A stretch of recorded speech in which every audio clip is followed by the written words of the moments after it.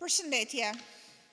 Të dashur qytetar, një kryeministër që blen dhe përdor Deep Packet Inspection, DPI, nuk është thjesht i pushtuar nga paranoja, ai është një njeri që ka frikë nga populli i tij.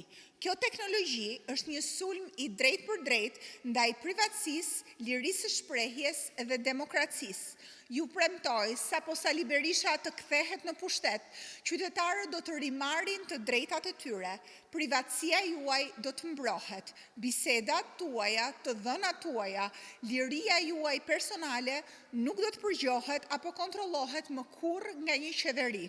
Të drejtat qytetare janë të shenjta. Askush nuk ka të drejtë që të mbyll TikTokun apo platforma të tjera pa asnjë ligj të qartë, vetëm për t'ju përgjuar në fshehtësi më pas. Zgjohuni, shqiptarë të dashur. Shqipëria jonë po fundoset çdo ditë më thellë me këtë kryeministër. Është koha që të ngrihemi, të mbrojmë të drejtat tona dhe të shpëtojmë demokracinë. Faleminderit.